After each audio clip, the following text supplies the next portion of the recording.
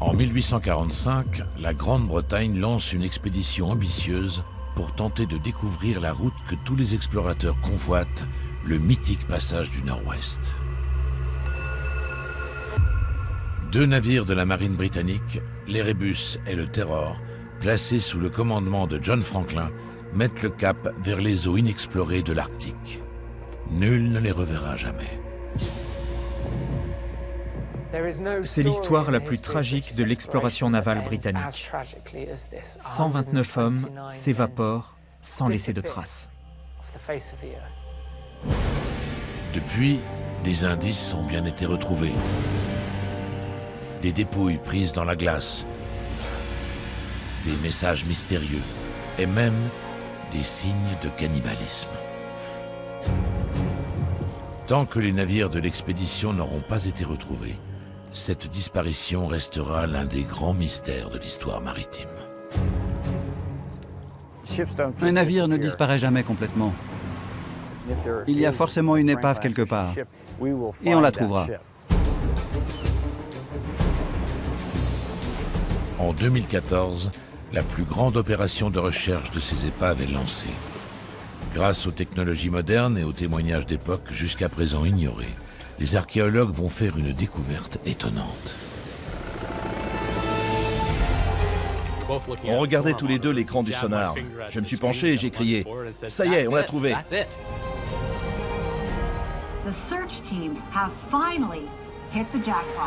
Après plus d'1 siècle de recherche, l'un des navires de l'expédition de Franklin est retrouvé. C'est un canon? C'était incroyable. On allait pouvoir ouvrir une fenêtre sur tout un pan d'histoire. Voici le récit d'une découverte qui pourrait bien changer l'histoire de l'exploration. Le mystère de l'expédition maudite de John Franklin trouve enfin une explication.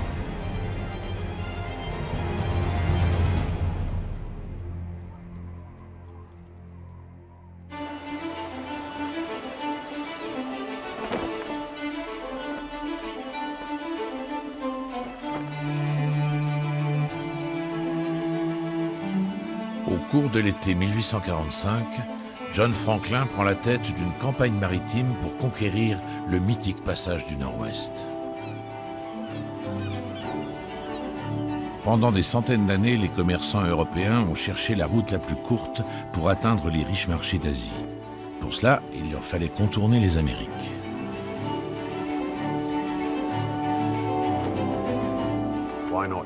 Pourquoi ne pas contourner le continent par le nord? Plus on se rapproche du nord de l'Amérique, plus le passage est étroit. Leur idée, c'était de trouver le fameux passage du Nord-Ouest. En passant par l'océan Arctique, les navires pouvaient en effet gagner jusqu'à 20 000 km. Le début et la fin du passage étaient déjà connus. Mais entre les deux subsistait un labyrinthe d'îles et de glaces qu'aucun navire européen n'avait jamais pu pénétrer. Au début du XIXe siècle, il était généralement admis que les eaux de l'Arctique étaient trop gelées et pas assez profondes pour qu'une route commerciale pérenne puisse y être ouverte. Mais pour l'Angleterre victorienne, l'enjeu va dépasser celui du commerce. La couronne britannique y voit une occasion de revendiquer de nouveaux territoires. John Franklin reçoit donc la mission de franchir ce dédale inconnu, long de quelques centaines de kilomètres, pour ouvrir enfin un passage au nord-ouest. C'était une zone blanche sur les cartes, une terra incognita, ce qui en soi est déjà excitant. Mais c'était aussi un affront à la marine britannique.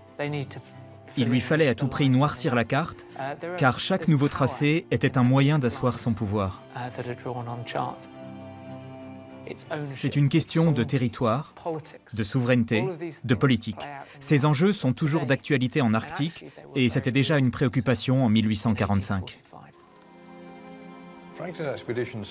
L'expédition de Franklin a déclenché un battage énorme, un enthousiasme immense et le sentiment que c'était véritablement une mission britannique. Le succès était assuré puisque celui qui mènerait ces deux navires était un éminent vétéran de l'Arctique. En juillet 1845, l'Erebus et le Terror sont aperçus une dernière fois par des baleiniers aux portes du passage du Nord-Ouest.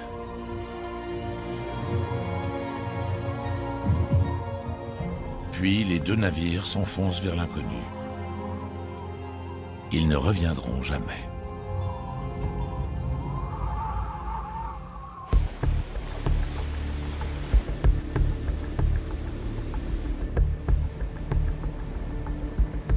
En août 2014, la plus grande opération de recherche jamais consacrée à cette disparition est lancée.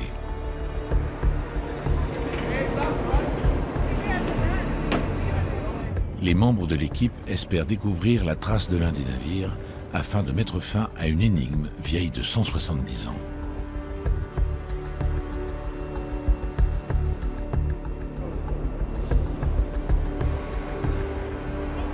Supervisée par le gouvernement canadien, cette campagne qui réunit plusieurs organismes publics et privés est le résultat de 6 années de recherche. Des brise-glaces, des hélicoptères et un sonar dernier cri viennent renforcer les moyens techniques.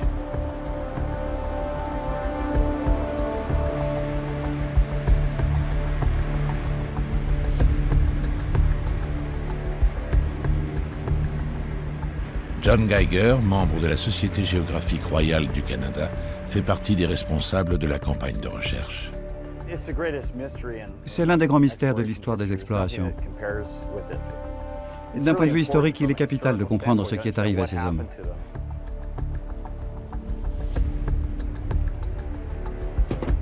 Ryan Harris, le plongeur en chef de l'organisme Parc Canada, a consacré une grande partie de sa carrière à la recherche des deux épaves.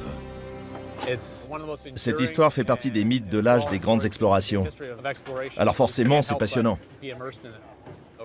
D'autant plus que cette année, nous avons de grandes chances de localiser l'un des navires perdus de John Franklin. C'est notre 6e campagne de fouilles. On espère être enfin récompensé de nos efforts. Ryan dirige l'équipe de l'organisme Parc Canada, installé sur le Sir Wilfrid Laurier, un brise-glace des gardes-côtes de 4000 tonnes. Un second brise-glace, le One Ocean Voyager, transporte à son bord des membres de la Société géographique royale du Canada et du département de la Défense. La Fondation pour la recherche en Arctique s'est également jointe à l'aventure, avec son navire de pêche reconverti, le Martin Bergman. D'autres vaisseaux plus petits, mis à l'eau par les brise-glaces, passent l'océan au peigne fin. Tous ces efforts conjugués font de cette expédition la plus importante jamais entreprise pour retrouver les deux épaves.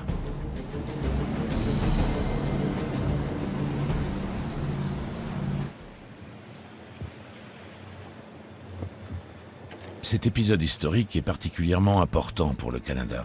En localisant les navires de John Franklin, qui datent de l'époque où le pays était une colonie britannique, il entend réaffirmer sa souveraineté sur une zone très disputée. Aujourd'hui, on estime que l'Arctique recèle les plus grandes réserves de gaz et de pétrole encore intactes. La majeure partie de ces fonds marins est encore inexplorée.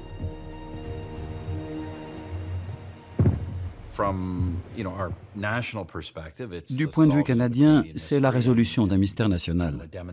C'est aussi la démonstration de notre souveraineté en Arctique. Cela nous permet en même temps de réaliser des cartographies et des explorations avec des moyens modernes. C'est une formidable histoire pour notre pays, et le travail que nous accomplissons dans cette région aura également des bénéfices concrets.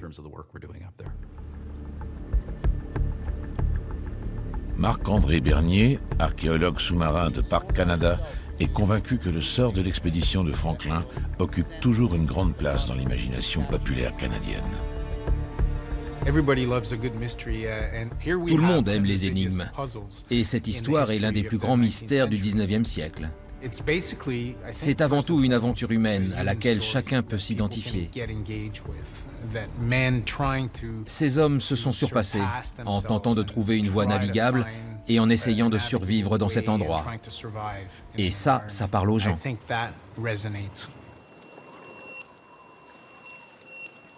Quand les navires de John Franklin abordent les régions désolées et hostiles de l'Arctique en 1845, rares sont ceux qui doutent de sa réussite. Jamais expédition vers les eaux polaires n'a été aussi bien préparée. L'Erebus et le Terror, deux anciens bâtiments de guerre de la Royal Navy, sont équipés des dernières innovations en date, comme le chauffage central et la propulsion à vapeur. Les plans conservés au Musée national de la Marine montrent des coques conçues pour affronter les glaces, avec des renforts en chêne et un blindage en fer.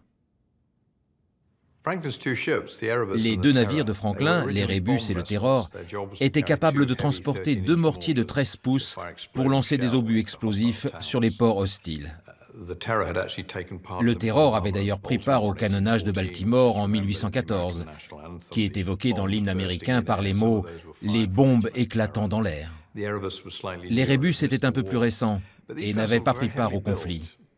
Mais les deux vaisseaux étaient conçus pour encaisser les déflagrations d'armes lourdes. Ils étaient bien plus charpentés que des bateaux normaux.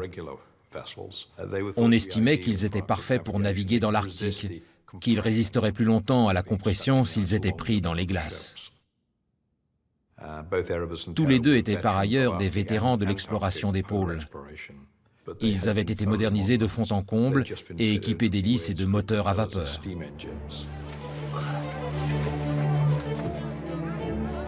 La qualité de l'équipage explique également la confiance aveugle dont jouit l'expédition.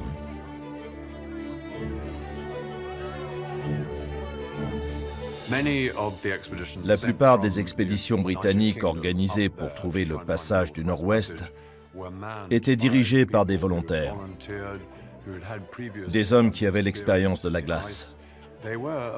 Ils étaient extrêmement compétents. John Franklin se voit confier le commandement principal. Mais l'Erebus et le Terror ont chacun leur propre capitaine, des hommes respectés, pour des raisons très différentes.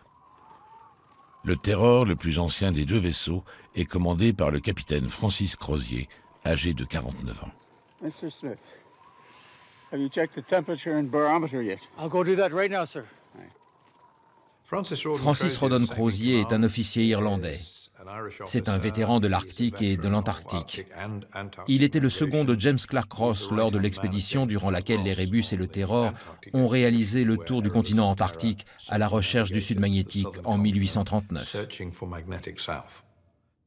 De son côté, l'Erebus est commandé par un capitaine beaucoup plus jeune, James Fitzjames, âgé de 32 ans. Fitzjames est différent. Ce n'est pas un vétéran de l'Arctique, mais un jeune officier très prometteur qui a participé à une expédition spectaculaire le long de l'Euphrate. Il s'est également distingué au combat au cours de la dernière guerre avec la Chine. C'est un jeune marin brillant, promis à un avenir de grand capitaine, et sans doute un futur cadre de l'amirauté. John Franklin est lui-même une véritable figure de l'Angleterre victorienne. Il a déjà à son palmarès 3 expéditions dans l'Arctique. L'une d'elles a failli se terminer en désastre, lorsque son équipage a dû affronter la famine. Les hommes ont survécu en se nourrissant de lichen et en mâchant le cuir de leurs chaussures. La mésaventure a valu à Franklin d'être affectueusement surnommé « l'homme qui a mangé ses bottes ». Malgré ses 59 ans et ses problèmes de santé, Franklin est perçu comme un bon choix pour mener l'expédition de 1845. John Franklin était l'un des 2 ou 3 navigateurs polaires éminents de la première moitié du XIXe siècle. C'était un explorateur chevronné. C'était également un scientifique d'observation de premier ordre, membre de l'Académie des sciences. Il avait l'expérience, les compétences scientifiques et la capacité reconnue d'être un meneur d'hommes. L'inconvénient, c'est qu'il frisait la soixantaine et qu'il souffrait d'une obésité certaine. Il n'était donc pas question pour lui de mener des expéditions à pied. L'amirauté en était consciente et lui aussi. Sa mission n'était pas de parcourir la toundra, mais de commander des navires, des hommes, et de superviser l'aspect scientifique. Et pour ça, Franklin était le meilleur. John Franklin se lance dans l'aventure avec enthousiasme, comme le montre cette lettre écrite à sa nièce. Tu seras heureuse de savoir que prendre la mer a eu de l'effet sur moi. Je ne me suis jamais aussi bien porté. J'ai toutes les raisons de me réjouir, tant j'ai la chance d'avoir de jeunes officiers de qualité et un équipage actif et bien disposé.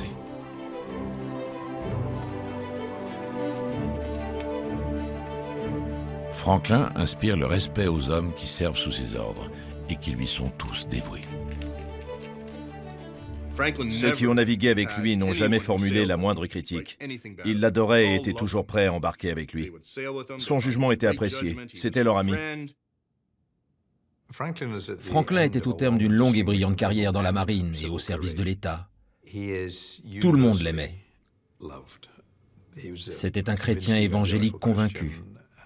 Il savait entraîner les hommes à sa suite sans faire preuve d'autoritarisme. C'était parfait pour les marins de l'époque. Ceux qui avaient servi sous ses ordres recommençaient volontiers, aussi bien les officiers que les hommes d'équipage. C'était un plaisir pour eux.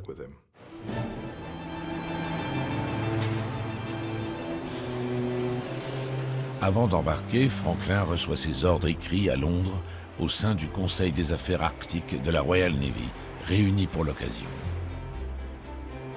Lorsqu'il était jeune officier, il avait combattu aux côtés de Lord Nelson à Trafalgar, premier jalon d'une carrière prometteuse dans la marine. L'expédition dans le Grand Nord sera, il l'espère, l'occasion de marquer à son tour l'histoire de son sceau. Dans les anciens locaux de l'amirauté, Hugh Lewis Jones, historien des pôles, explique le déroulé de la mission. En 1845, Franklin embarque pour le Nord sans autre information que quelques cartes. D'autres marins ont exploré des secteurs de l'océan Arctique avant lui, et leurs relevés sont disponibles. Mais Franklin a des instructions. Il doit se rendre aux confins du monde connu et pénétrer dans ce qui correspond à cette zone blanche sur la carte. Ces hommes naviguent sur des bateaux en bois, ils suivent les étoiles, ils sont à la merci des colères de la nature. Bien sûr, ils peuvent s'appuyer sur des bouts de cartes pour s'orienter, mais ils prennent quand même de sacrés risques.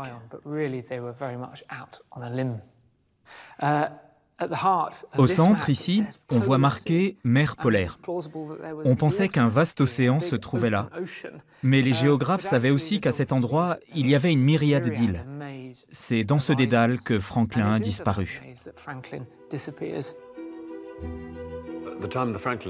À cette époque, les prévisions météo n'existaient pas. Rien de fiable en tout cas. Or, dans une région où on a à la fois beaucoup de glace, des zones de mer libre et d'autres avec des terres ou des montagnes, on a forcément des conditions météorologiques très localisées. On ne sait jamais à quoi s'attendre. On ne peut pas anticiper le beau ou le mauvais temps. Tout se résume à une question de chance. Voilà le paramètre le plus important dans la quête du passage du Nord-Ouest.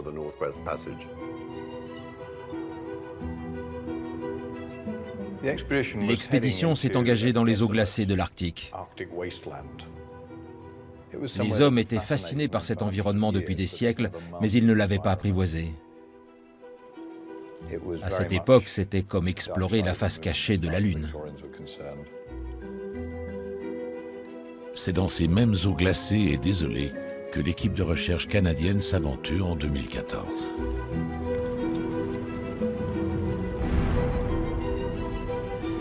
Elle espère y découvrir la trace des vaisseaux disparus dans la zone il y a 170 ans. Cette mer hostile est prise par les glaces 10 mois sur 12, ce qui ne laisse aux chercheurs qu'une petite fenêtre durant l'été arctique.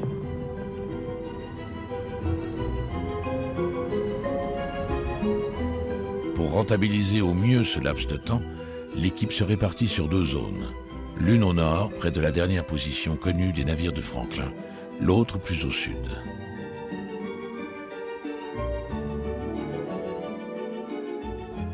Dans la zone nord, à bord du One Ocean Voyager, l'archéologue sous-marin Marc-André Bernier a tout à fait conscience de l'immensité des fonds marins à scruter. Mais son équipe dispose d'une arme secrète, prêtée par le département canadien de la Défense.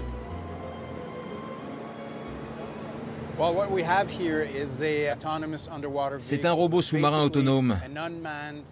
En gros, c'est une sorte de torpille qui, une fois larguée en mer, suivra la route programmée. En chemin, elle recueillera des données et puis reviendra nous les livrer. C'est un engin vraiment exceptionnel, d'une précision redoutable. Grâce à ce matériel de pointe, on pourra voir les fonds marins en détail, avec une finesse inégalée. Le robot Arctic Explorer était à l'origine conçu pour repérer les mines sous-marines. Cet engin militaire, dernier cri, utilise un sonar pour créer une image à haute résolution des fonds marins.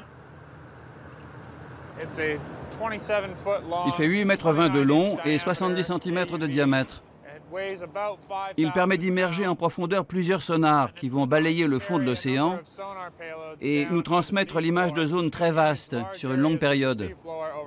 Il détecte de très petits objets.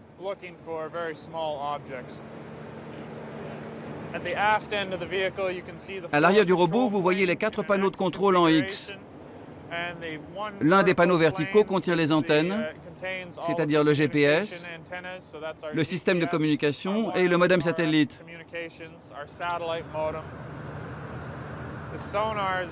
Le sonar en lui-même sonde latéralement à 250 mètres de chaque côté du robot. Tout ça pour vous dire qu'on utilise le meilleur de la technologie de pointe pour ratisser l'océan.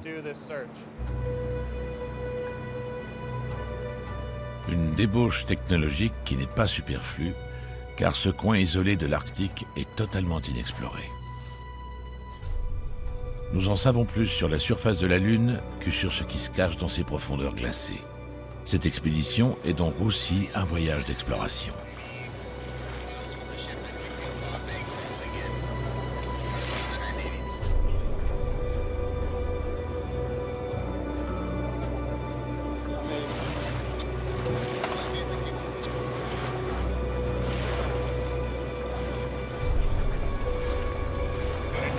Largage du robot.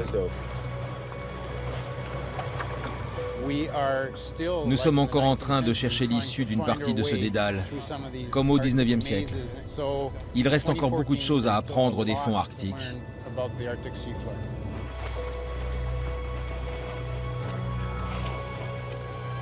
L'Arctic Explorer est lentement remorqué jusqu'à sa zone de largage. L'équipe garde un œil attentif sur la météo. Dans cet endroit très exposé, les vents du nord-ouest menacent de pousser des packs de banquise disloqués vers la zone de recherche et vers le robot autonome.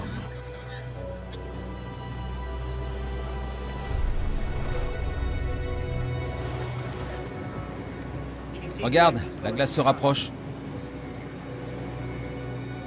Anticipant l'arrivée des morceaux de banquise, l'équipe décide d'en rester là et de remonter l'Arctic Explorer à bord.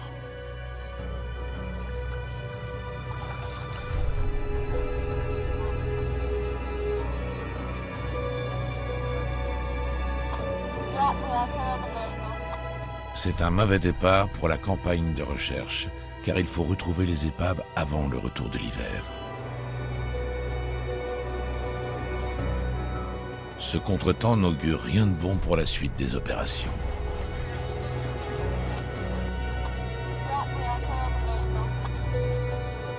Le temps joue contre les archéologues.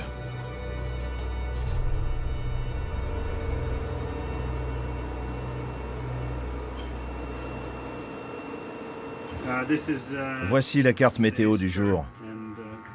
On voit très bien l'évolution du temps et la présence de glace sur l'image satellite. Le problème, c'est que même si on a pas mal d'eau libre dans la zone de recherche, on n'a pas tellement d'infos sur ce qui se passe ici. Si on remonte trop, on va se retrouver dans un endroit où le pack est quasiment infranchissable. Tant qu'on restera un peu au sud de cette bande, tout ira bien. Je propose de procéder au relevé en suivant la progression de la banquise et de rester à bonne distance. Ça, c'est notre position. Demain, on pourrait aller par là. Ce serait parfait.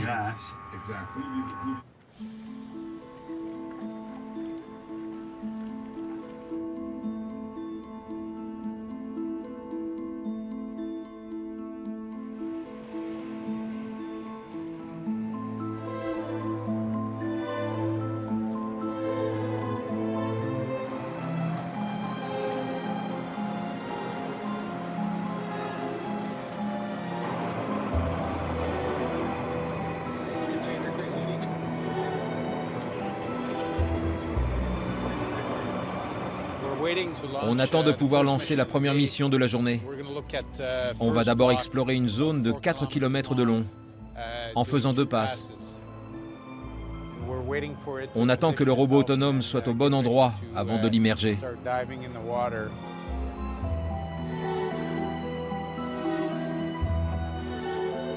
Les données recueillies par l'Arctic Explorer sont stockées à bord de l'engin et ne peuvent être exploitées qu'une fois le robot sorti de l'eau. Pour l'instant, l'équipe doit s'armer de patience.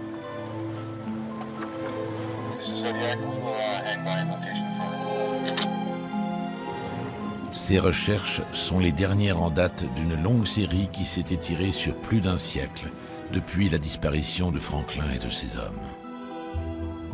Après avoir été aperçus une dernière fois par des baleiniers en juillet 1845 dans la baie de Baffin, à l'ouest du Groenland, les 2 navires n'ont plus donné de nouvelles.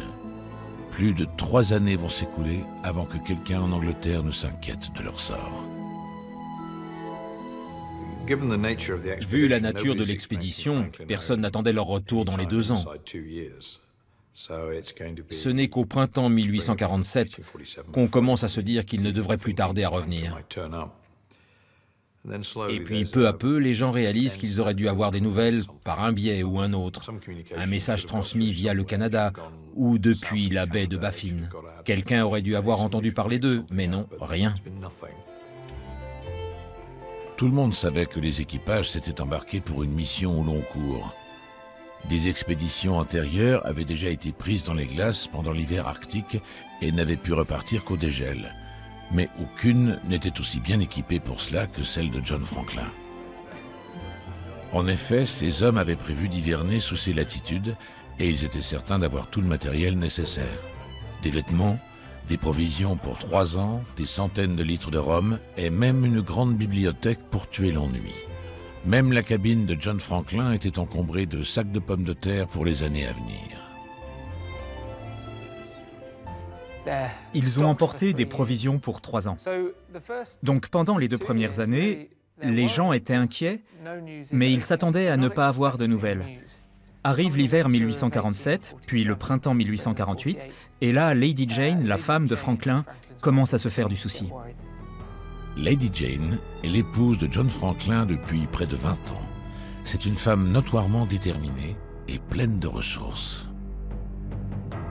En 1848, elle demande officiellement à l'Amirauté d'envoyer une mission à la recherche de son époux.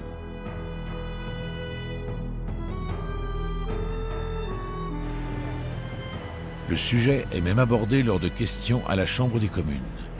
Aussitôt, une première équipe est envoyée dans l'Arctique. Elle ne trouvera aucune trace des hommes de Franklin. À l'Amirauté, on passe en mode gestion de crise. Plusieurs expéditions sont envoyées. D'abord un navire, puis 2, et enfin toute une flottille. Ce n'est qu'en 1850, soit 5 années après le départ de l'explorateur, que les premiers indices sont découverts sur l'île Beechey, à l'entrée du passage du Nord-Ouest. Il y a des objets, mais surtout 3 tombes. Celles de Torrington, Hartnell et Brain, 3 marins qui ne rentreraient jamais chez eux. C'est tragique, mais c'est aussi une preuve du passage de Franklin et de ses hommes.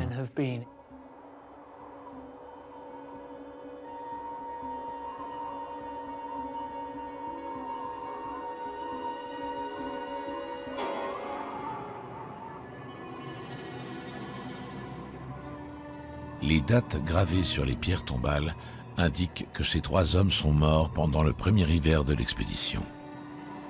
Tout autour, d'autres signes montrent clairement que les hommes de Franklin ont passé l'essentiel de cette saison sur l'île Beechey, probablement parce que les navires étaient pris dans les glaces. Si l'hivernage avait été bien anticipé, la perte de 3 hommes, en revanche, ne l'était pas. Au XIXe siècle, les marins anglais étaient déjà aptes à naviguer dans l'Arctique et à survivre à l'hiver.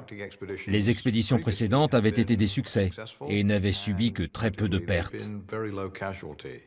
Si on perdait 1 ou 2 hommes sur une campagne de 2 ou 3 ans, c'était déjà très surprenant. Mais là, 3 hommes étaient morts dès le premier hiver, 6 mois après leur départ. Qu'est-ce qui les avait tués? Chose étrange, aucun message n'est retrouvé. Il y avait beaucoup de questions sans réponse. Comment étaient-ils morts et pourquoi? Qu'est-ce qui avait bien pu arriver? Il n'y avait aucune trace écrite, à part ce qui était gravé sur les pierres tombales.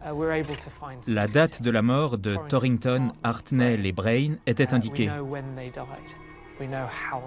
Hartnell, par exemple, est mort en janvier 1846, au cours du premier hiver. Il avait 25 ans. En guise d'épitaphe, la tombe de Hartnell porte une inquiétante citation de la Bible.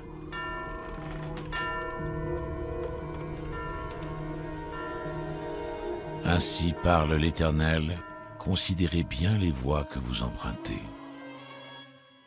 C'est déconcertant et de mauvais augure. Est-ce que quelque chose a mal tourné? Ont-ils senti que l'expédition allait mal finir?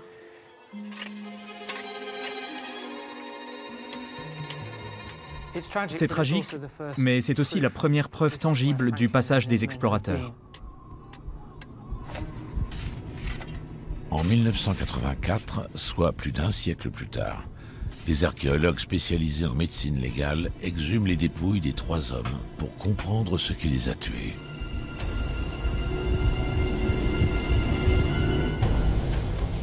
Les corps sont étonnamment bien conservés dans le sol gelé. Des prélèvements révèlent un taux très élevé de plomb dans les tissus. Les conduits d'eau en plomb des navires sont aussitôt pointés du doigt.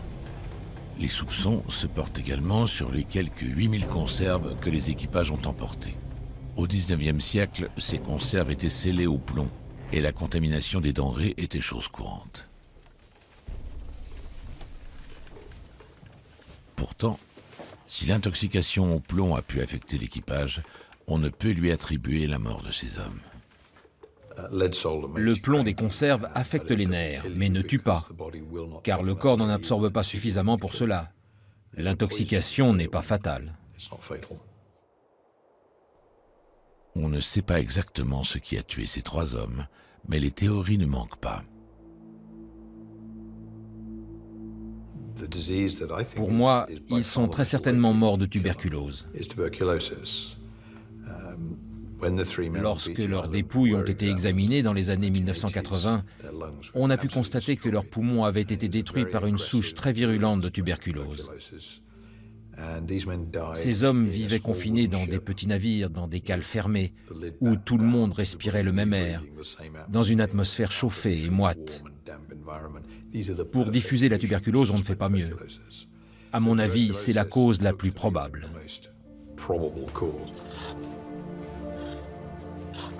Hélas, aucun message écrit permettant de savoir vers quel endroit l'expédition s'est dirigée ensuite n'a été retrouvé sur l'île Beechey. On sait simplement qu'au printemps, la glace qui emprisonnait les navires s'est disloquée et que Franklin et ses hommes ont pu à nouveau s'enfoncer dans ce dédale marin.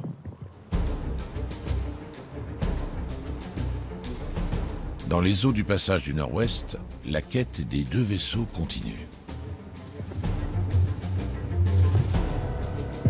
Le robot autonome Arctic Explorer vient de passer 10 jours à sillonner le fond de la mer sur la partie nord de la zone de recherche. Il est remonté à bord pour que les données recueillies puissent être analysées. Les images du plancher sous-marin sont d'une précision bluffante. Chaque pixel représente 3 mm, ce qui signifie que le sonar est capable de détecter des objets de la taille d'un grain de riz.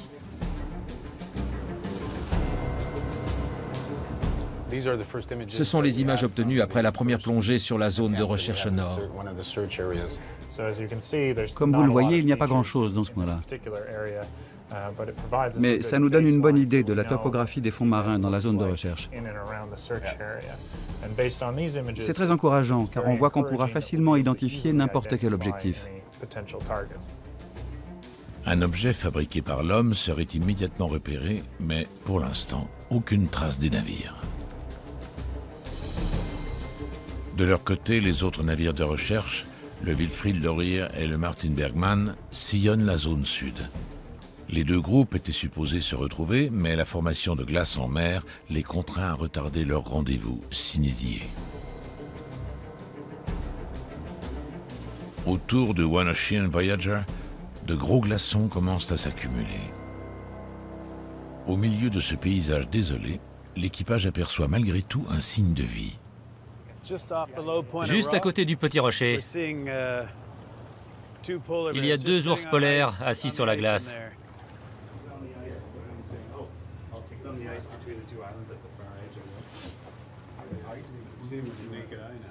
Aujourd'hui, il ne reste qu'environ 25 000 ours polaires dans la nature. Deux ours, il y a foule.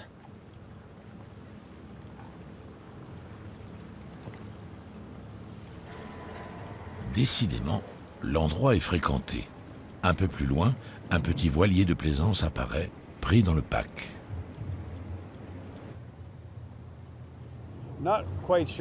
Je ne comprends pas très bien comment ils se sont retrouvés là. Mais bon, ils sont coincés et leur bateau commence à remonter sous la pression de la glace sous-marine. En fait, ils sont échoués sur un banc de glace. Ils ne peuvent plus avancer. Pour ne rien arranger, les ours polaires se déplacent en direction du voilier. Bien que ces animaux attaquent rarement les hommes, s'ils se sentent menacés, ils peuvent tuer.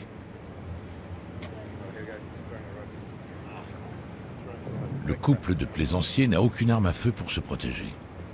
À bord de One Ocean Voyager, on se prépare à une opération de remorquage. Ils nous ont indiqué que si les ours se rapprochaient, ils s'enfermeraient dans la cabine. Qui sait ce qu'un ours peut faire à leur gréement s'il se met à farfouiller sur le pont? J'espère qu'ils n'ont pas laissé des miettes de nourriture par terre. Le brise-glace progresse très lentement vers le voilier. La manœuvre est délicate. À la moindre erreur, il peut faire chavirer la frêle embarcation.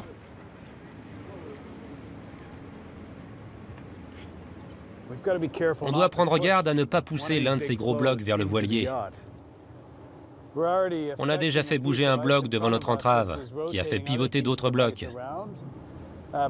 Regardez, le voilier tourne lui aussi.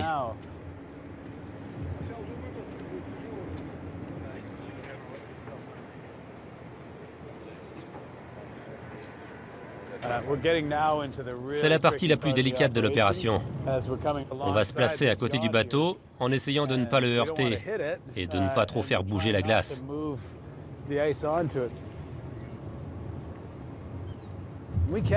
Faire machine arrière n'est pas très commode dans ce pack, parce que la glace se prend dans les hélices. Il faut manœuvrer en douceur.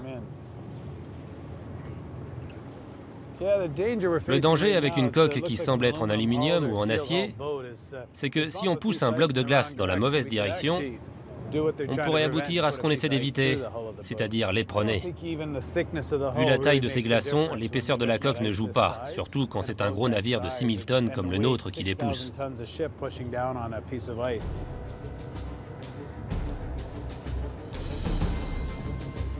Ça devrait être bon là. On va voir.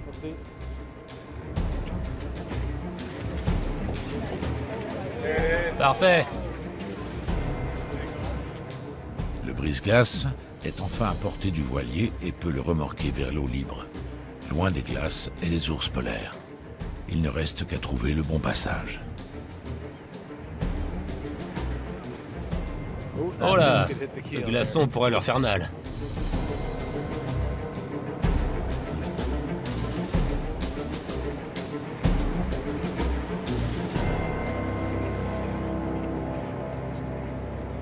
À présent que le voilier est tiré d'affaire, la quête des navires de Franklin peut reprendre.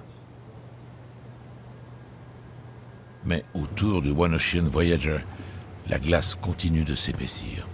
Le robot autonome ne peut pas être remis à l'eau.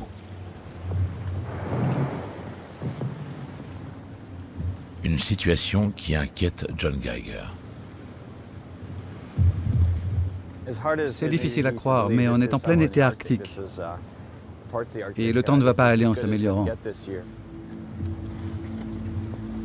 Chaque été, ces eaux gelées peuvent s'ouvrir à la navigation pendant plusieurs semaines. Mais certaines années, cet intervalle n'est que de quelques jours. Cela fait des années qu'il n'y a pas eu autant de glace durant l'été. John Franklin a probablement été confronté à la même météo il y a 170 ans. Dans le cas présent, on arrive encore à progresser. C'est laborieux, mais bon, la glace est jeune, et on arrive quand même à se frayer un chemin. Mais si les navires de Franklin se sont retrouvés dans la même situation, ils n'ont rien pu faire, à part avancer avec la glace, et espérer qu'à un moment, elle les libérerait, c'est tout.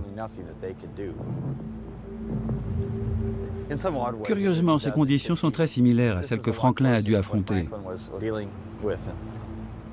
Du coup, ça nous permet de mieux comprendre ce à quoi ils ont été confrontés.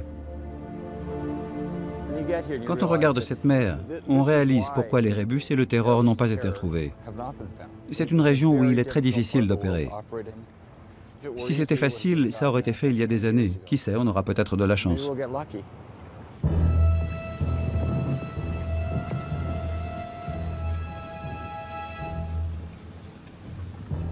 En 1846, dans ces mêmes eaux, la chance n'est pas du côté de Franklin et de ses hommes.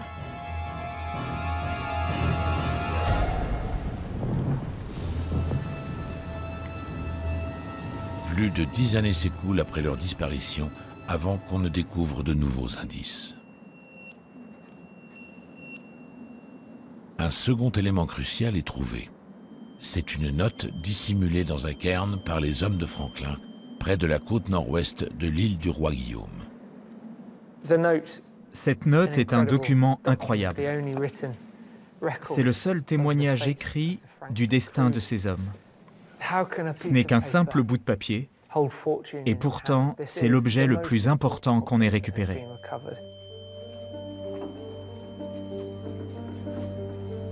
Ce précieux indice est conservé au Musée national de la Marine à Londres.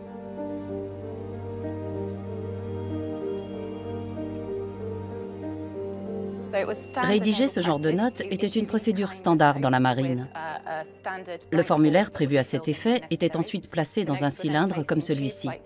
Ainsi, ceux qui les trouvaient pouvaient avoir des nouvelles. L'Erebus et le Terror transportaient plus de 200 cylindres en cuivre hermétique comme celui-ci, destinés exclusivement à laisser des messages. Le formulaire est rédigé en 6 langues. L'espace laissé en en-tête permet au commandant d'inscrire la date, le lieu et quelques informations.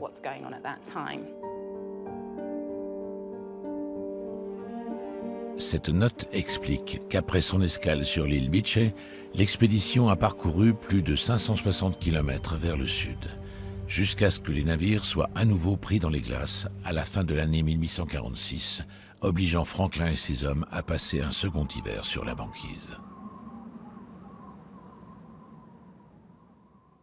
Malgré ce contretemps, la note, datée de mai 1847, s'achève par ces mots « Tout va bien ». Ils nous disent que tout va bien. John Franklin est toujours aux commandes et un groupe d'officiers et de marins est sur le point de partir en exploration. La note est placée en 1847 dans le cylindre qui est ensuite scellé. Un an plus tard, en avril 1848, la même note est ressortie et un nouveau message inquiétant est ajouté en lettres serrées dans les marges. Dans la seconde partie de cette note, on apprend cette fois que la situation s'est dégradée. La rédaction de ces lignes, très denses en informations, n'est pas du tout habituelle. Les petites lignes serrées laissent penser que les hommes étaient désorientés. Ils évoquent des choses sans intérêt, comme le cairn dans lequel ils ont déposé le cylindre. Après des digressions sur l'identité de ceux qui ont édifié le cairn, l'auteur du second message annonce, presque incidemment, une terrible nouvelle. John Franklin est mort. Doctor? Yes?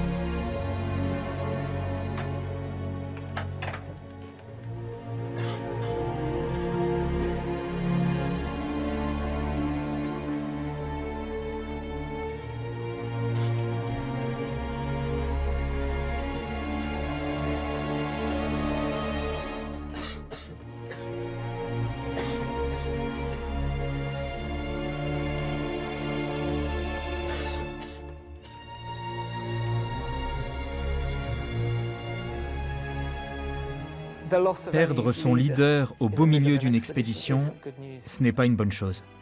Surtout quand on est échoué au beau milieu de nulle part, dans un environnement hostile. C'est un sacré coup au moral.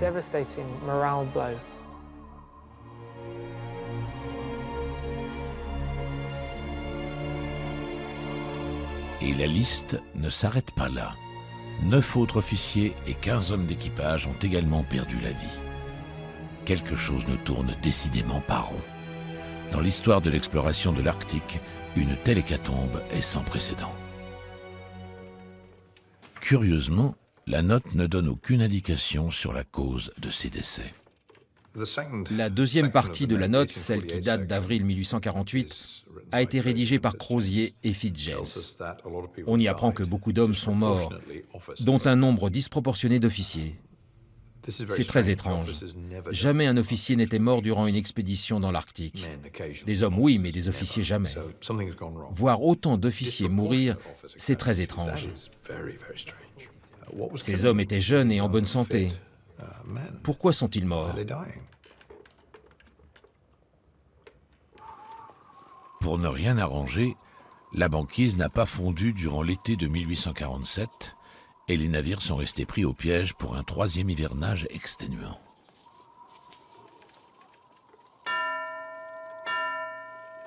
Dans cette atmosphère sinistre, les cloches du bord égrènent le passage du temps.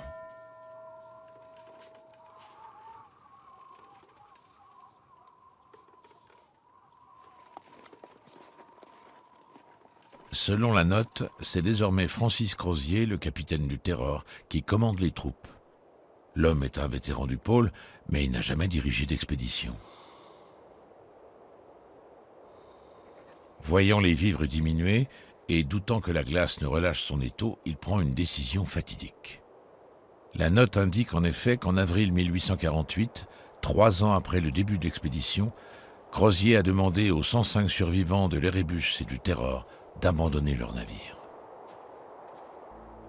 Leur but, parcourir à pied 1500 km vers le sud, où ils pensent qu'une rivière les mènera vers l'intérieur des terres, jusqu'au comptoir le plus proche. C'est vraiment très énigmatique. Ils donnent juste quelques éléments sur leur localisation, sur le fait qu'un grand malheur les a frappés, sur la direction qu'ils vont prendre. Mais ça ne fait que poser d'autres questions. Qu'est-ce qui a tué tous ces hommes? Où sont les livres de bord et toutes les données sur l'équipage? Où sont les lettres qu'ils ont dû écrire?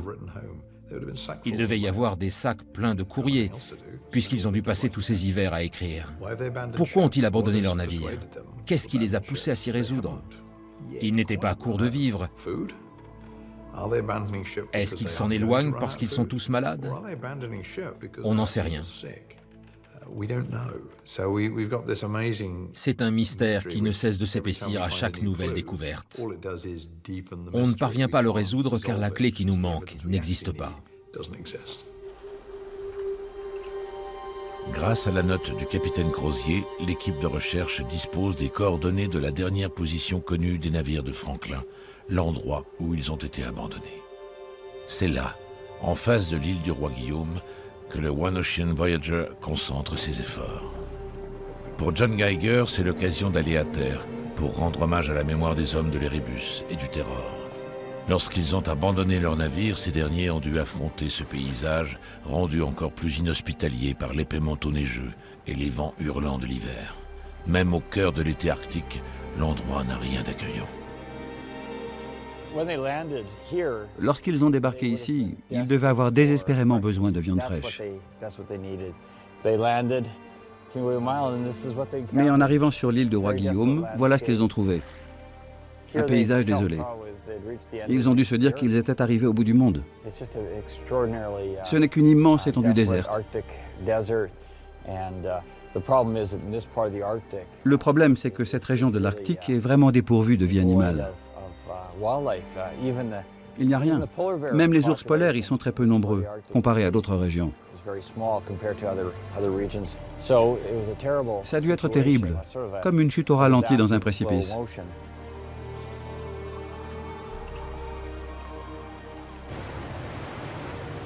La campagne de recherche de 2014 est de plus en plus contrariée par la météo.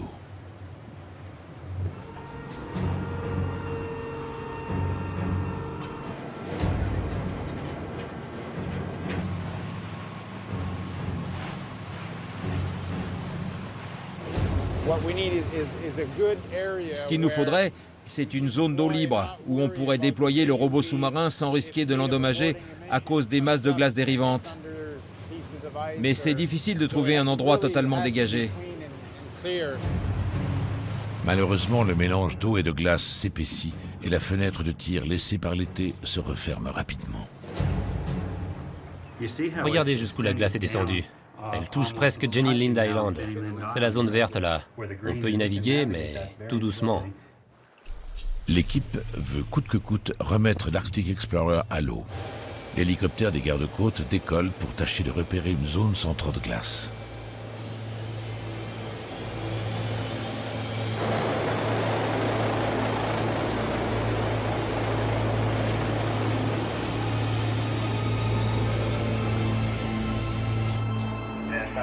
Hélicoptère pour Voyager. Si vous mettez le cap sur notre position, vous verrez qu'il y a une quinzaine de kilomètres d'eau libre avant la prochaine concentration de glace.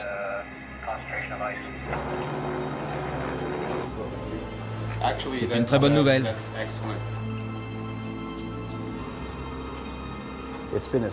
On a l'impression de jouer au chat et à la souris. De temps en temps, un créneau s'ouvre, et puis la glace dérive et nous ferme la porte. La bonne nouvelle, c'est qu'une grande étendue de mer s'est ouverte au nord. C'est justement la zone qu'on aimerait sonder en priorité. On va pouvoir mettre le robot autonome à l'eau.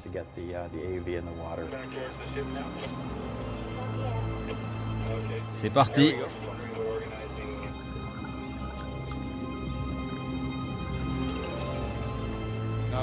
L'attente commence.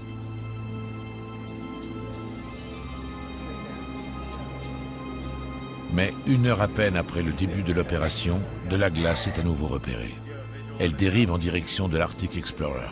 À contre-cœur, l'équipe doit interrompre la mission.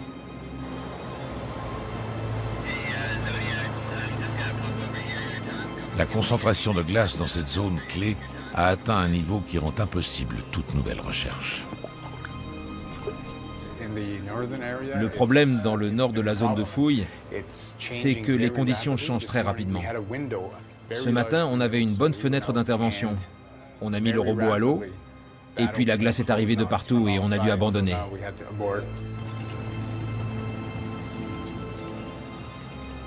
Cette glace dérive très rapidement. On est cerné, pris au piège.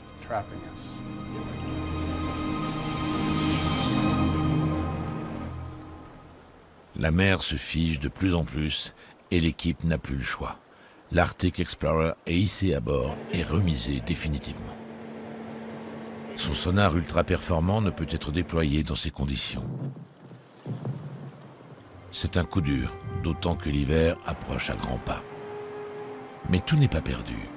Le brise-glace des gardes-côtes et le navire de la Fondation pour la recherche dans l'Arctique poursuivent leur inspection de la seconde zone de recherche, plus au sud.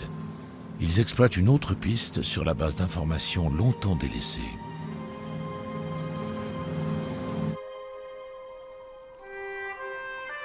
Dans la tradition orale des populations inuites, certaines histoires surprenantes évoquent un navire solitaire dérivant à 160 km de l'endroit où l'Erebus et le Terror auraient été abandonnés. Pendant des centaines d'années, des nomades inuits ont vécu dans cette partie de l'Arctique. Leur histoire s'est transmise, non pas par écrit, mais sous forme d'une tradition orale hautement sophistiquée. Autrefois dédaignée par les Européens comme des contes du folklore local, cette histoire orale est aujourd'hui reconnue comme une source complexe et fiable. L'histoire orale, c'est notre science, la science des Inuits. C'est ainsi que nous apprenons où aller, où trouver de la nourriture, ou comment gérer la débâcle au printemps. Ces histoires étaient forcément très très précises, car la vie des gens en dépendait.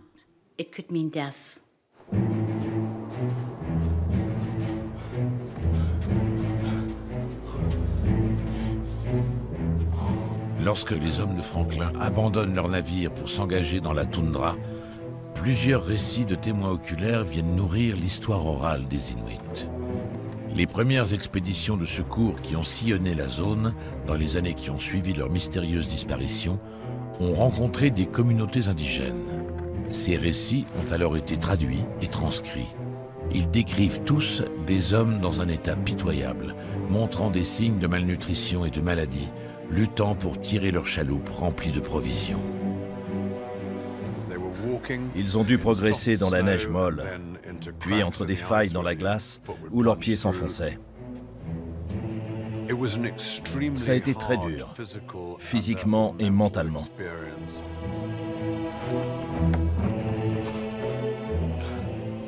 S'arrêter, c'était mourir. Ils n'avaient pas d'autre choix que de marcher, de se relever et de continuer vers le sud, tout en tirant les canots derrière eux.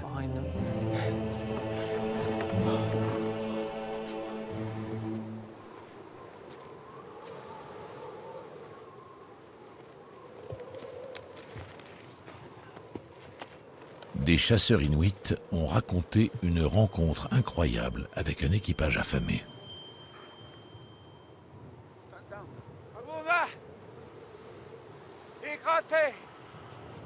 Un officier anglais se serait avancé vers eux en criant le mot « ami » en inuit.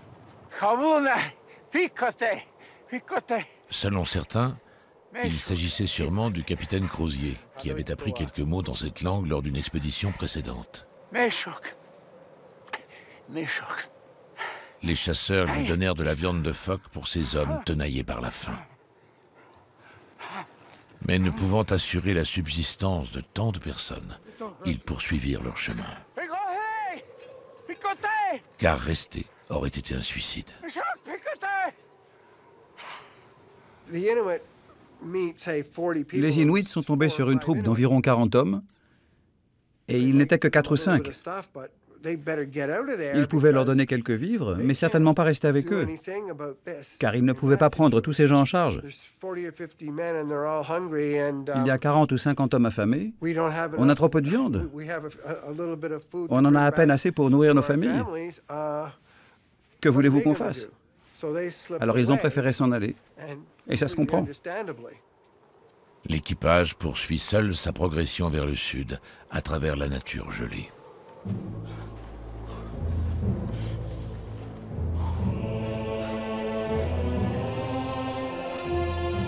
Pour ces hommes malades et souffrant de malnutrition, les températures qui tombent à -50 sont le coup de grâce.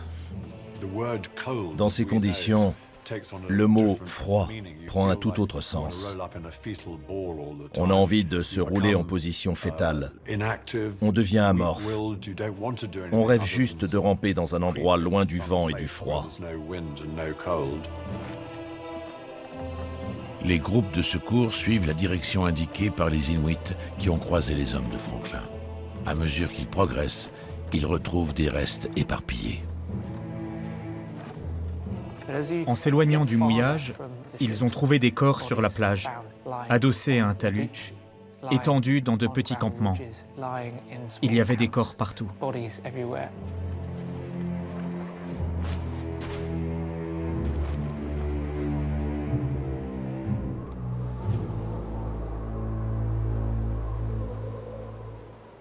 Une découverte à une trentaine de kilomètres du cairn où la note de Crozier a été retrouvée donne une idée de l'épreuve endurée par ces hommes. Voici une illustration de la scène imaginée par un journal américain et qui confirme les pires craintes. Cela rend bien l'horreur qu'a dû être cette terrible découverte. C'est l'une des chaloupes qui a été tirée par les survivants le long de la côte de l'île du Roi Guillaume. À l'intérieur, les sauveteurs ont retrouvé des objets et des squelettes. Des verres, des livres, des objets comme des boîtes à priser, un bric-à-brac surprenant. Le plus étrange est sans doute la présence de 18 kilos de chocolat laissés totalement intacts par ces hommes affamés.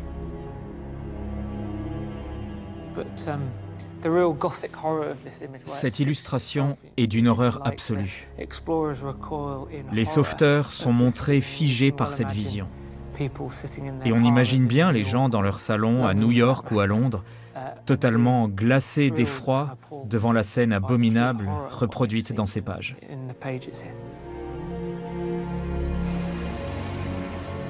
En Angleterre, l'amirauté est vivement pressée de poursuivre ses recherches, même après que tout espoir de retrouver des survivants a disparu. Lady Jane Franklin est à la manœuvre. C'est elle qui sera le moteur de décennies de recherche sans grand espoir. À Londres, elle attend des nouvelles, comme tout le pays. Elle se rend à l'amirauté quasiment tous les jours et elle exhorte ses amis ainsi que les lords de l'amirauté qu'elle connaît à envoyer encore un navire vers le nord. Elle sait bien sûr que son mari est mort depuis longtemps, mais elle garde malgré tout l'espoir de pouvoir faire rapatrier sa dépouille en Angleterre.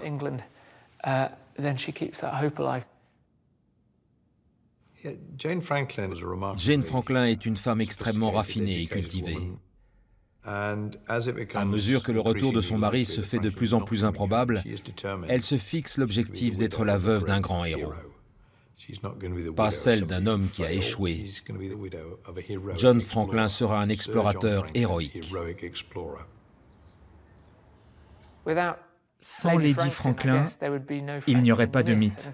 Je veux dire, cet héritage n'aurait pas traversé le temps de cette façon. Grâce à sa femme, on lui édifie des statues, on écrit des chansons sur lui, et aussi sur elle d'ailleurs. Au milieu du XIXe siècle, c'est une célébrité. À l'image de la reine Victoria, c'est une veuve noble et stoïque.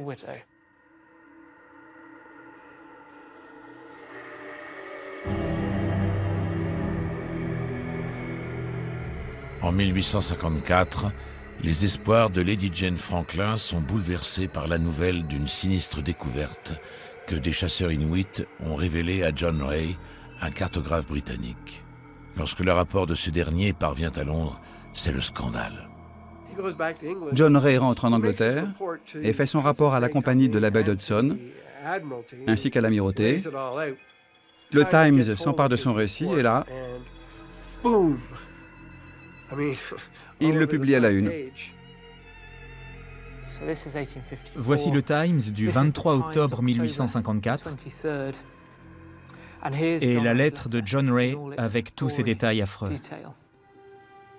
Les corps de quelques 30 personnes ont été découverts.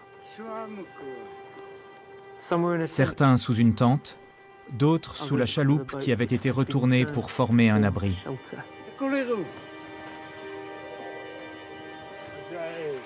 D'après les mutilations relevées sur de nombreux cadavres et le contenu des marmites, il est évident que nos pauvres concitoyens ont été réduits à la dernière extrémité. Le cannibalisme comme seul moyen de survie.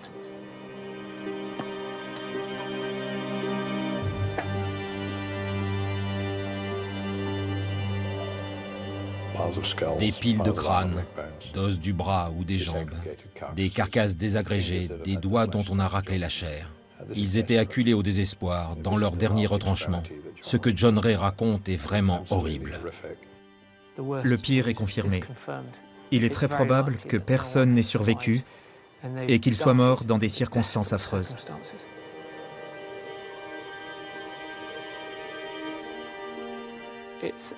Pour le public de l'époque victorienne, c'est horrifiant. Des héros ne se dévorent pas entre eux, surtout des héros de la marine. Vous imaginez Lady Franklin? Quel scandale! Ce n'était pas ce qu'elle voulait entendre. Évidemment, les gens ne veulent pas du tout entendre parler de cette histoire. Alors ils vont en fabriquer une autre. Lady Jane s'acharne à nier l'évidence. Dans la société victorienne, beaucoup la soutiennent. Parmi ceux qui veulent au secours de l'honneur de son époux, on compte la grande figure littéraire de l'époque, Charles Dickens. Celui-ci écrit dans Household Words, son journal hebdomadaire populaire, fustigeant les témoignages des Inuits. Ce n'est que le babil d'une poignée de primitifs nourris au sang et à la graisse de baleine.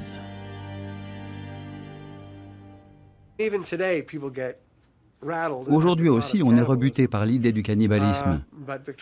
Mais pour l'Angleterre victorienne, c'était insupportable, car ceux qui étaient concernés faisaient partie de l'élite de la Royal Navy.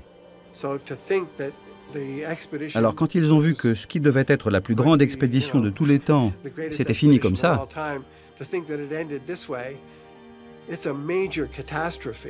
c'est juste catastrophique. Pour beaucoup d'entre eux, c'est impensable. Les récits des Inuits étaient tout à fait crédibles, car le cannibalisme comme moyen de survie était fréquent en mer au XIXe siècle. Et puis les Inuits n'avaient aucune raison de mentir. Durant plus d'un siècle, ces témoignages ont été contestés et mis en doute. Mais en 1992, les archéologues les ont accrédités une fois pour toutes lorsqu'ils ont examiné les ossements provenant de l'un des sites à l'aide des méthodes modernes. La carte du site de fouilles montre l'emplacement des os qui y ont été découverts. De ce côté-ci, on trouve des ossements éparpillés très largement. Puis lorsqu'on approche de cette zone, on trouve une concentration d'eau beaucoup plus dense.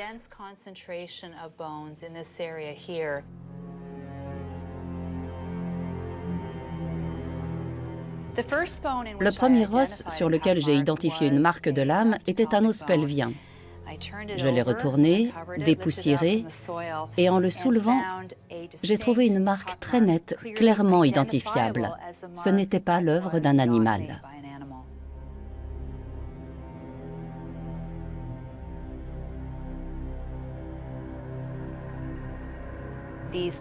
Les incisions faites par l'homme ont en principe une forme en V, plus ou moins marquée, en fonction de la lame.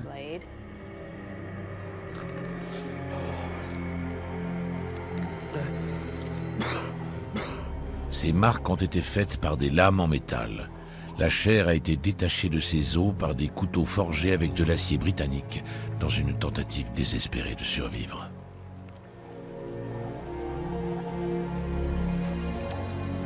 Point commun à tous les cas de cannibalisme répertoriés, les cuisses et les bras ont été mangés en premier, tandis que les parties comme les mains et les pieds, plus identifiables à l'homme, ont été laissées pour plus tard.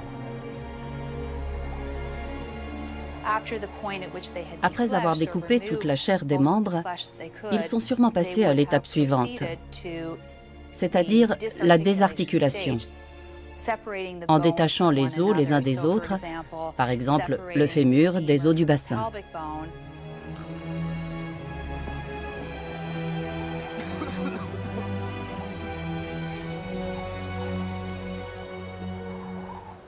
Les dépouilles sont démembrées et les os brisés pour en extraire la moelle.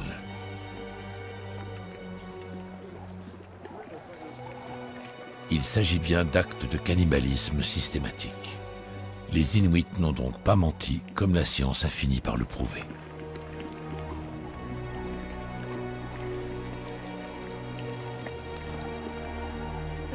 Mais dans son dégoût, l'Angleterre victorienne a préféré rejeter leurs témoignages au rang d'affabulation.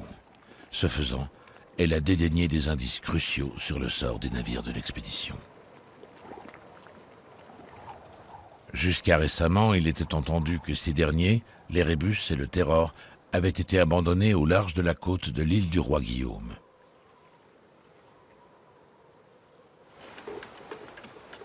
Mais les récits inuits affirment qu'un seul navire a coulé à cet endroit, tandis que l'autre, toujours intact, aurait été vu dérivant à plus de 100 km plus au sud.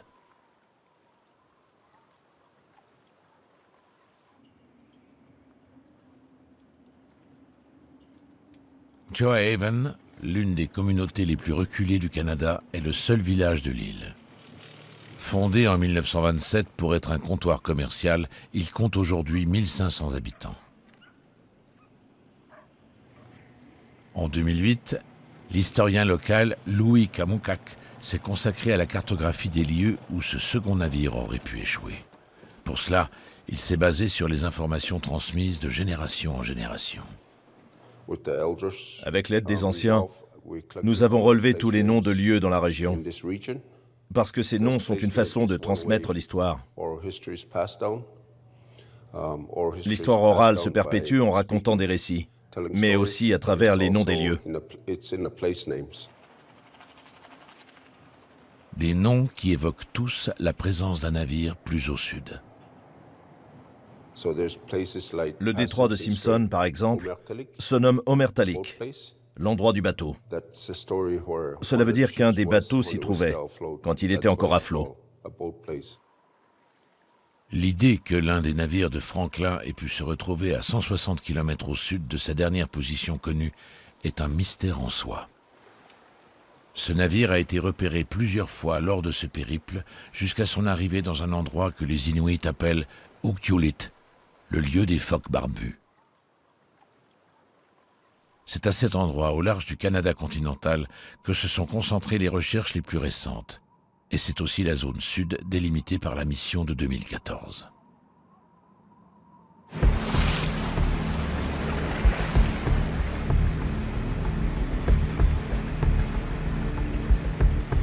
Ces eaux plus méridionales sont restées libres tout l'été, mais elles ne sont pas assez profondes pour y déployer l'Arctic Explorer. Salut! Comment ça va? Un bateau de la Fondation pour la recherche en Arctique, le Martin Bergman, inspecte la zone en remorquant un sonar. Ce sonar tracté à balayage latéral envoie des ondes sonores à des fréquences différentes dans l'eau. Celles-ci lui sont renvoyées lorsqu'elles percutent les fonds marins. Ça nous donne une image sur un rayon de 100 mètres, le long d'une ligne de navigation. En quadrillant la zone, on obtient une carte des fonds marins. C'est pour ça qu'on fait des allers-retours.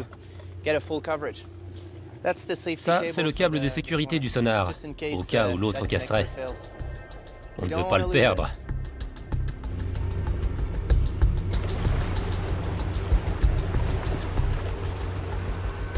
À la différence de l'Arctic Explorer, le sonar tracté transmet ses données en direct. Il faut donc surveiller l'écran en permanence. Des commandes à distance jouent sur la longueur du câble afin de maintenir l'engin à une profondeur constante au-dessus du sol marin. Avant, on recherchait les épaves en tractant un plongeur équipé de bouteilles derrière le bateau. Aujourd'hui, on peut explorer une zone large de 200 mètres sans avoir à plonger. On n'est plus limité par le temps. Personne ne se gèle derrière le bateau. C'est le sonar qui fait tout le boulot. On va aussi 20 à 100 fois plus vite qu'avant. Mais bon, là, il n'y a pas grand-chose à voir.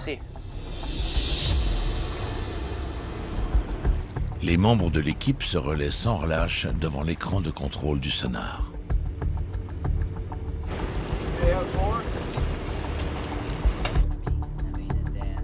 Mais c'est à un tout autre endroit qu'une découverte inattendue va faire avancer leurs recherches. Car les archéologues ne se contentent pas de scruter les fonds marins. Ils cherchent également des traces de l'expédition perdue sur la côte.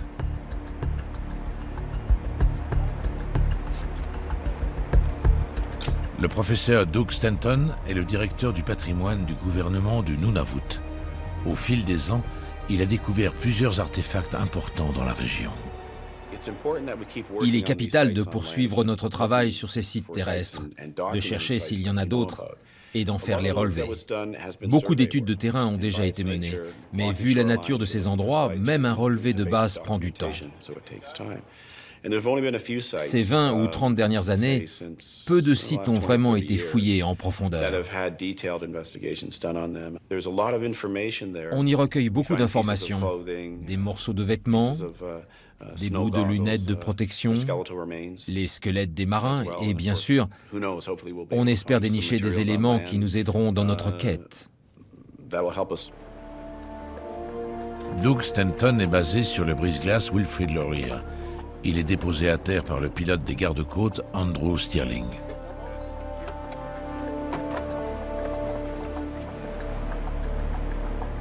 De retour d'un vol de routine, c'est ce dernier qui annonce une nouvelle passionnante. En marchant sur la plage, une chose insolite a attiré mon regard. C'était un objet caché derrière un rocher. Je me suis approché sans trop savoir à quoi m'attendre.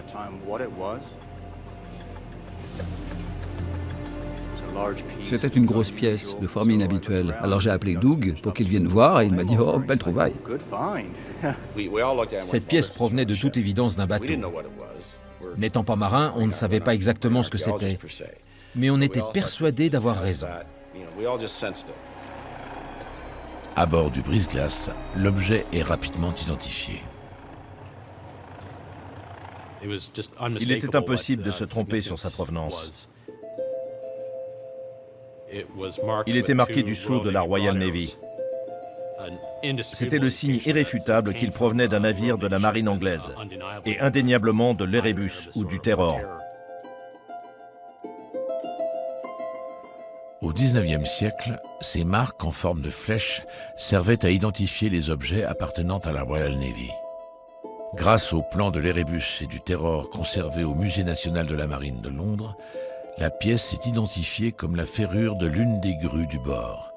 Après plus d'un siècle de recherche, c'est enfin un indice tangible sur la localisation des navires de Franklin. Cette pièce en fer a été trouvée non loin de l'endroit où les récits inuits ont situé l'un des bateaux. C'est une découverte très prometteuse. On était sur la bonne voie.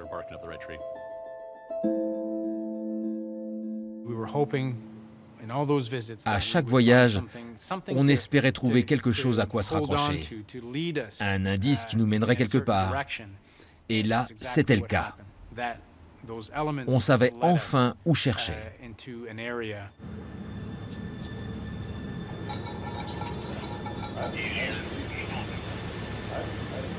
La découverte de cette ferrure permet de réduire le périmètre des recherches. L'objet est en effet trop lourd pour avoir échoué bien loin de son navire. Ryan Harris et son équipe se hâtent de relancer l'exploration au sonar des eaux environnantes. Après quelques minutes, un signal apparaît. Mon collègue John Moore et moi-même étions de quart. On fixait l'écran de contrôle du sonar quand on l'a vu apparaître.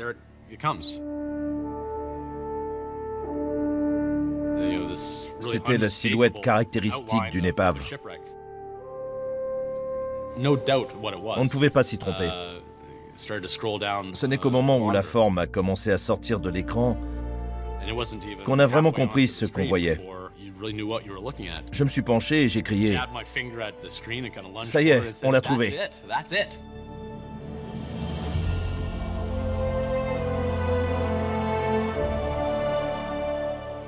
Quand j'ai vu l'image du navire, j'ai cru que le sol se dérobait.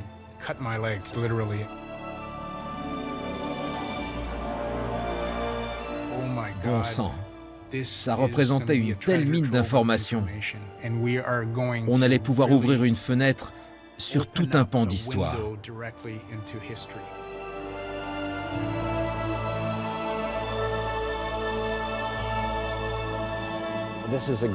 Ça a été un grand jour. Cela faisait 160 ans qu'on cherchait à comprendre ce qui était arrivé à l'expédition Franklin.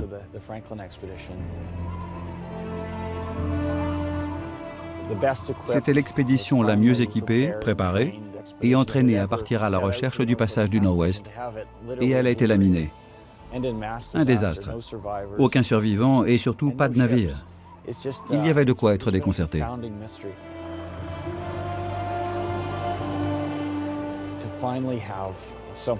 Aujourd'hui, on a enfin quelque chose de tangible. C'est incroyable d'avoir trouvé ce bateau. J'ai passé une bonne partie de ma vie à rêver de ce jour, et il est arrivé.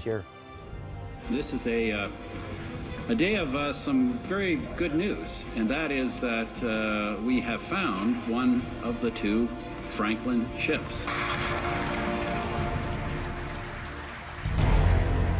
Scientists have located one of the ships from the fabled Franklin expedition. One of two ships used to search for the Northwest Passage. Search teams have finally hit the jackpot. An absolutely incredible day for those people, some of whom have spent, a good chunk of their life's work doing this.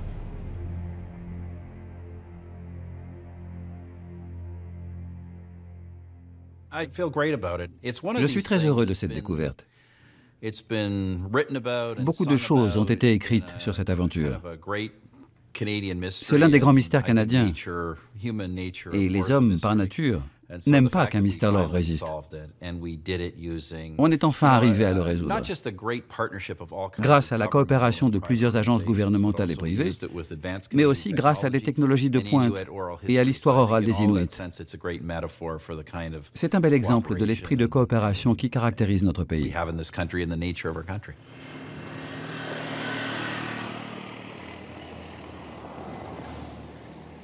Pour les Inuits qui vivent sur l'île du Roi-Guillaume, cette découverte est particulièrement émouvante. Beaucoup descendent en effet des chasseurs qui ont rencontré les marins de John Franklin il y a plus d'un siècle et demi. C'est la reconnaissance de leurs témoignages transmis au fil des générations qui a mis les chercheurs sur la voie. Notre histoire orale était dénigrée car ils nous considéraient comme en dessous d'eux. Sans être raciste, je dirais qu'ils nous voyaient comme des barbares, des sauvages. Ce qui compte avant tout, c'est que cette découverte a prouvé que l'histoire et les traditions orales étaient un pan important de la culture inuite.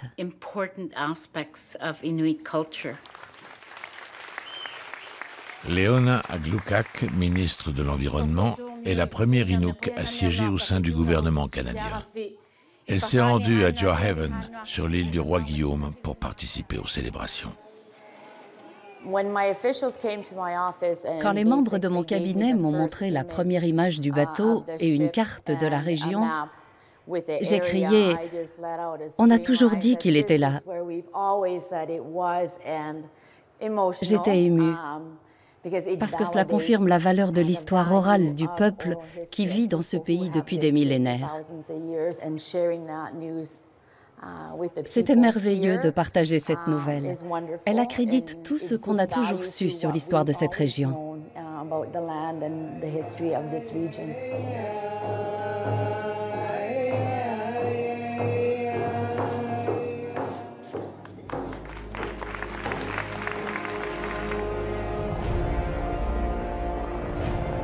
Pour les chercheurs, c'est la découverte d'une vie.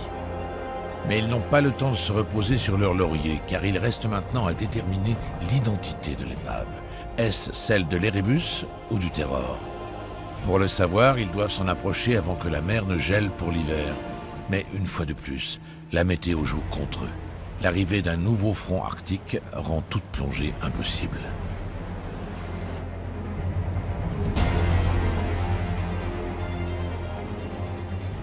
Ça faisait 3 jours qu'on attendait une fenêtre. La mer était très agitée. On sentait qu'elle se refroidissait. On en a profité pour préparer la plongée.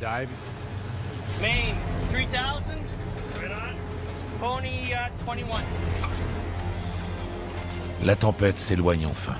Les plongeurs ne perdent pas de temps.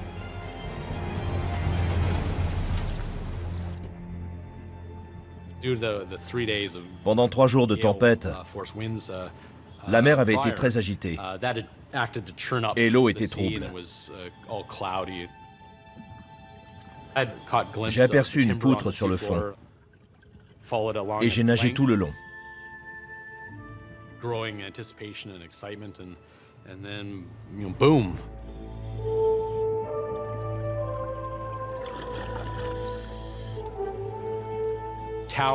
J'ai vu la masse de cette épave impressionnante émerger devant moi, comme un mur de 5 mètres de haut.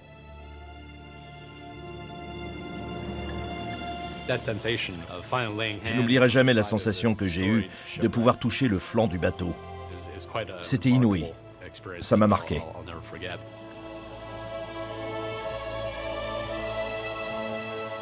J'ai plongé avec John et du début à la fin, on a été submergé par l'émotion. Regarde ça, c'est un canon. Incroyable. Il y en a 2? Ouais. Il y a tellement de trucs à voir, c'est dingue. Les canons étaient entiers? Posée sur le sable par 11 mètres de fond, l'épave est un rêve de plongeur. Les eaux froides ont parfaitement conservé le bâtiment. Tout autour du site, des artefacts sont éparpillés, parfaitement visibles. Le Bureau canadien d'hydrographie réalise d'autres balayages au sonar pour reproduire une image en 3D de l'épave. Celle-ci révèle que les mâts ont été arrachés par des blocs de glace dérivants, mais que la coque du navire est remarquablement intacte.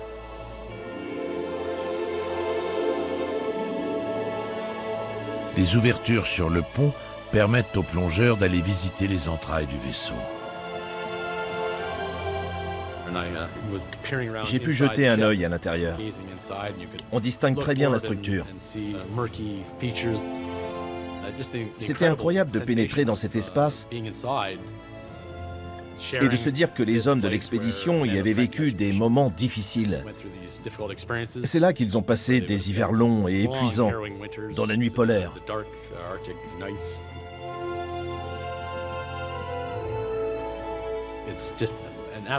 Ce qui est absolument sidérant, c'est que tout tient encore debout. Quand on y est, on change d'époque. On se sent connecté au passé. C'est vraiment étonnant.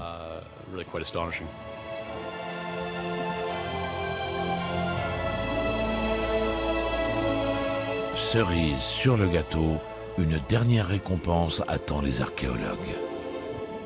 J'entends John dans mon casque qui me dit « Tu ne vas pas le croire, j'ai trouvé la cloche ».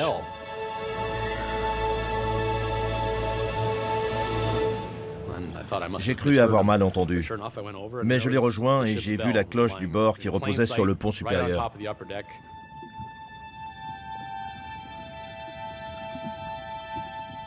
Sur son flanc, en relief, la date du départ de l'expédition, 1845.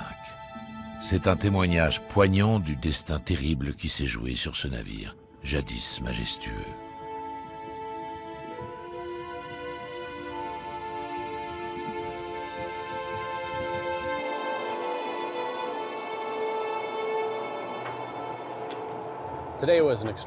Ça a été une journée extraordinaire. C'est la première fois que je vois ça de toute ma carrière. Et c'est sans doute la dernière. Cette épave est sans aucun doute la chose la plus extraordinaire qu'il m'ait été donné de voir. C'est le rêve de tout archéologue sous-marin. Penche-la un peu. Maintenant, redresse-la. Pas trop. OK. Dans les ateliers de Parc Canada à Ottawa, la cloche est délicatement nettoyée, puis scannée, afin d'en créer une reproduction qui résistera au temps.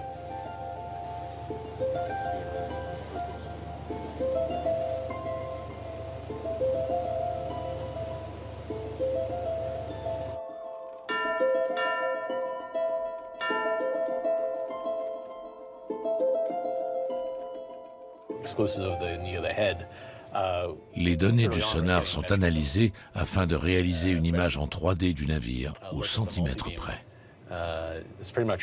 Cette image montre qu'on a de bonnes chances de pouvoir retrouver la vraie longueur du bâtiment. Les deux navires de l'expédition Franklin étaient de conception et de taille assez similaires, à quelques détails près. Reste maintenant à déterminer de quel bâtiment il s'agit, l'Erebus ou le Terror. L'image issue du sonar est comparée aux plans originaux conservés au Musée national de la Marine à Londres. La coque mesure un peu plus de 33 mètres de long. Cela correspond à celle de l'Erebus. L'identité de l'épave est désormais connue. Il s'agit de l'Erebus, le navire amiral de John Franklin.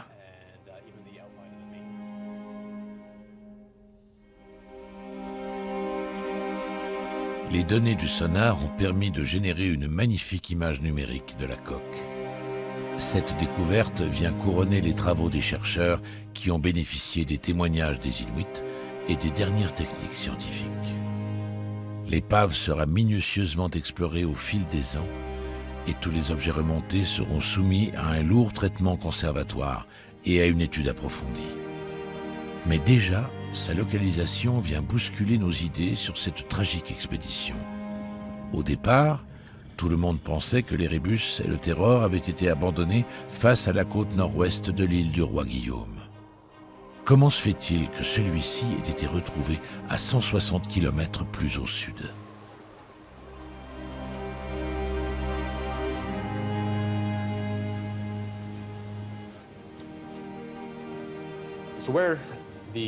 L'épave de l'Erebus a été retrouvée dans un endroit protégé, entouré d'une barrière d'îles et d'îlots.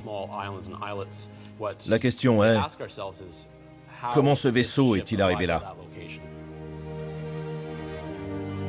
Une possibilité serait que l'Erebus ait été emporté par la glace. Les images satellites montrent que dans cette région, les glaces dérivent vers le sud, poussées par les vents dominants. En haut de l'image, on voit les langues de glace qui sont expulsées depuis le détroit, jusque dans le golfe de la Reine Maud. Quand on regarde ça, on se dit que le bateau aurait effectivement pu être poussé vers Crampton Bay. Mais on voit mal comment il se serait sorti de ce labyrinthe inextricable d'îlots et de haut fond pour se retrouver dans la poche abritée où gît son épave.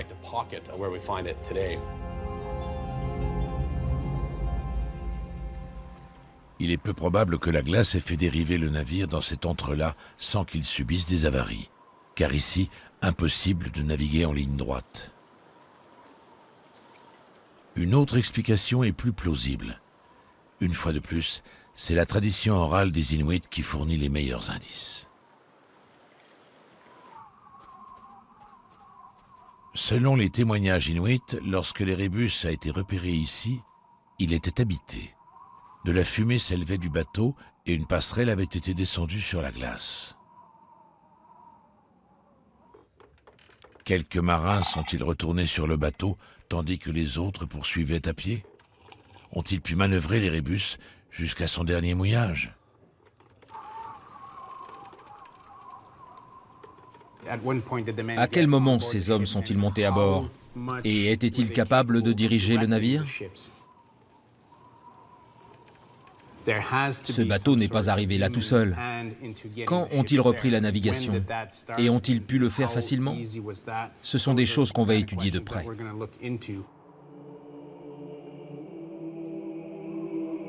Il est capital de pouvoir établir avec certitude si ce sont bien les marins de l'Erebus qui ont mené le bateau jusqu'à son dernier mouillage.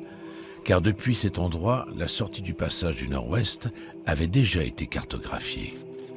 S'ils sont bien arrivés ici, alors ils ont accompli la mission qui leur incombait, tracer sur la carte la route encore inconnue entre l'entrée et la sortie du passage du Nord-Ouest. Ces hommes sont les derniers survivants, la dernière lueur d'une flamme qui s'éteint. Ils ont effectivement repéré le segment manquant du passage du Nord-Ouest.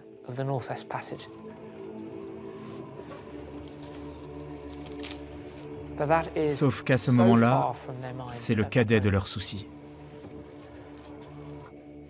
Ils ne pensent pas à la gloire, ni au record, mais à leur survie.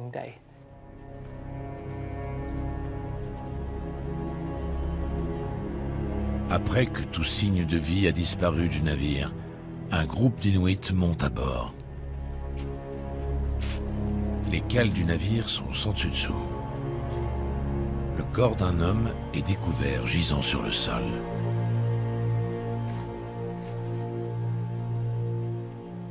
Les Inuits récupèrent toutes les pièces métalliques qui peuvent leur être utiles.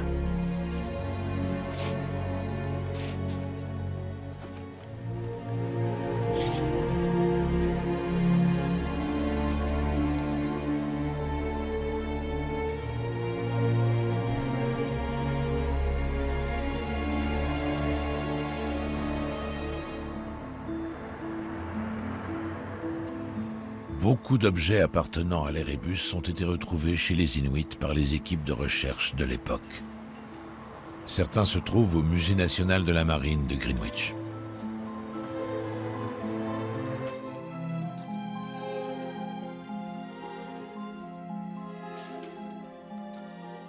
Gillian, ravi de vous voir. Bonjour. Tout juste rentrés de leur aventure dans l'Arctique, Ryan Harris et Marc-André Bernier sont venus voir ces reliques.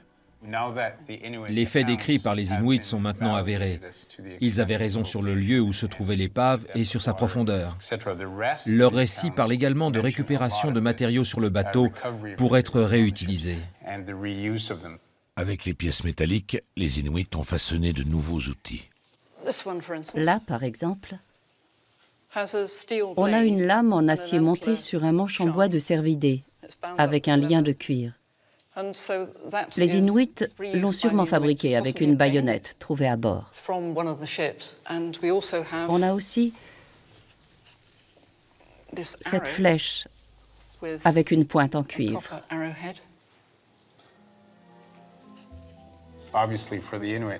De toute évidence, les Inuits recherchaient des matériaux qui n'étaient pas facilement accessibles pour eux dans leur environnement. C'est passionnant. Ces objets ont une histoire. On peut les considérer sous plein d'angles possibles. Ça ouvre plusieurs champs de recherche. Il semble bien que tout ce que les Inuits ont raconté sur ces événements soit corroboré par l'archéologie. Les explorateurs qui se sont rendus sur l'île du roi Guillaume et dans les régions voisines ont rapporté plus d'1 millier d'objets. Aujourd'hui, on essaie d'en cartographier la provenance pour voir si on peut établir des regroupements et comprendre si certains ont été abandonnés ou réutilisés. À présent que l'épave a été localisée, on porte un regard différent sur cette collection. La dernière fois, on espérait que ces objets nous fourniraient des indices sur l'endroit où se trouvaient les rébus. Maintenant qu'on sait où il est, on comprend mieux d'où ils proviennent et quel a été leur parcours. Avant de partir, Ryan et Marc-André se rendent à la chapelle toute proche de l'Old Royal Naval College, où un panneau est dédié à John Franklin et à ses hommes.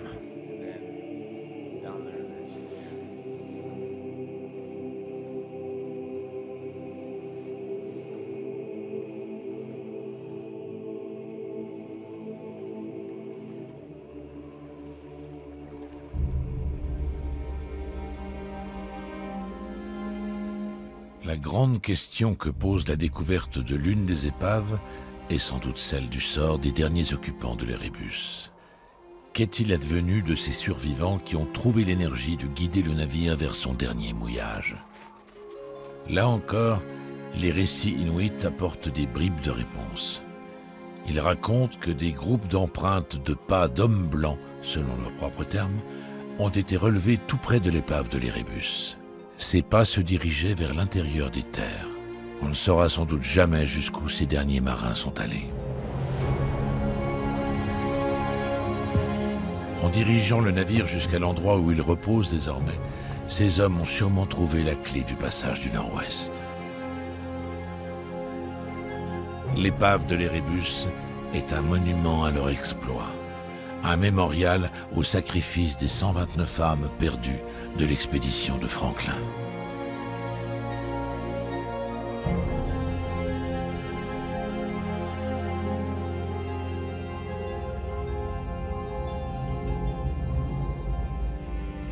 With 100 sailors he sailed away to the frozen ocean in the month of May to seek a passage around the pole where all poor sailors do sometimes go. In Baffin Bay where the whalefish blow, the fate of Franklin no man may know. The fate of Franklin no tongue may tell, where Lord Franklin alone with his sailors does dwell.